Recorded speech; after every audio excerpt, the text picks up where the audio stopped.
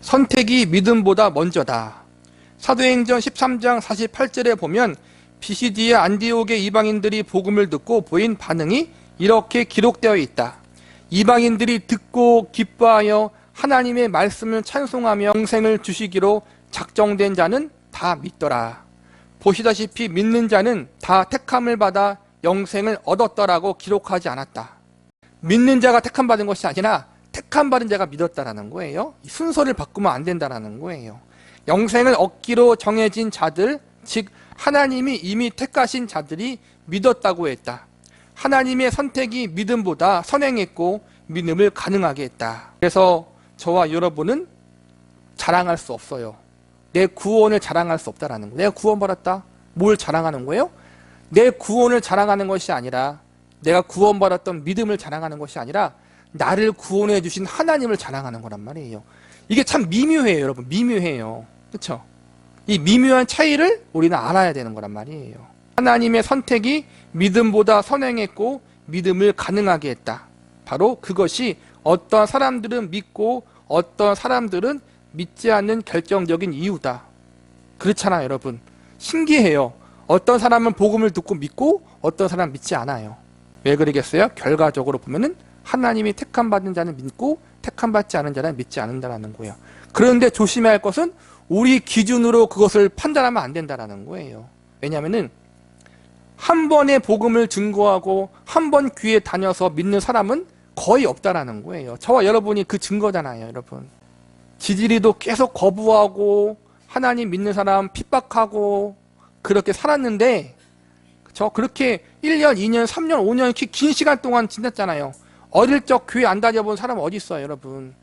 가족, 친지 중에 예수님 안 믿는 사람 없잖아요. 다 한두 명씩 있잖아요.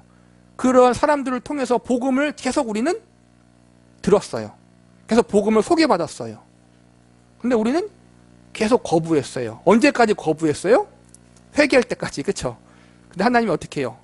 회개할 때까지 계속 우리에게 복음을 증거케 하시고 주변 사람들에게, 어떤 사람들에게 계속해서 하나님을 소개받게 하고, 그리고 어느 순간 갑자기 교회 좀 다녀봐야겠네, 예수님을 믿어봐야겠다는 생각이 들게 하셨어요.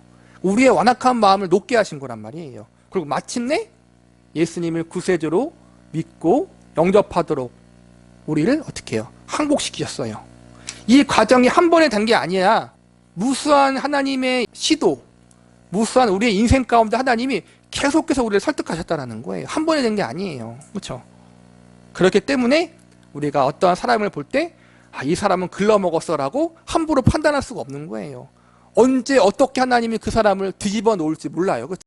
삼자 입장에서 볼 때는 저 사람은 아니야 라고 하지만 하나님이 언제 어떻게 뒤집어 놓을지 모르는 거예요. 그래서 우리는 이것을 악용하면 안 된다는 거예요. 늘 계속 반복하지만 악용하면 안 돼요. 이것은 구원받은 우리들이 구원을 확신하고 우리를 더 겸손하게 하고 하나님께 영광 돌리기 위해서 배우는 거란 말이에요. 비슷하게 예수님은 요한복음 10장 26절에서 유대인들에게 너희가 내 양이 아니므로 믿지 아니하는도다라고 말씀하셨다.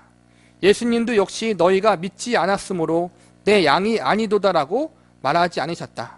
누가 양인지는 우리가 믿기도 전부터 하나님이 이미 정해주셨다. 그것이 믿음의 기초이자 우리의 믿음을 가능하게 한다. 너희가 내 양이 아니므로 믿지 아니하는도다. 따라서 우리가 믿는 이유는 하나님께 선택받은 양이기 때문이지 그 역순이 아니다.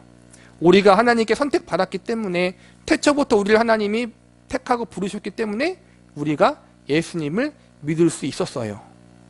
이것은 우리를 자랑하게 하는 것이 아니라 우리를 그렇게 은혜로 부르시는 하나님을 자랑하고 그분께 영광을 돌리고, 우리의 구원과 우리의 믿음이 나의 그 어떠함에 있다는 것이 아니라 하나님께로부터 주어지고 예수님께로부터 선물로 받았다는 것을 믿게 하기이고 믿고 확신하기 위해서 배우는 거란 말이에요.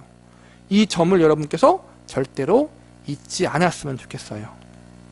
다시 말하지만 정죄하기 위해서가 아니에요.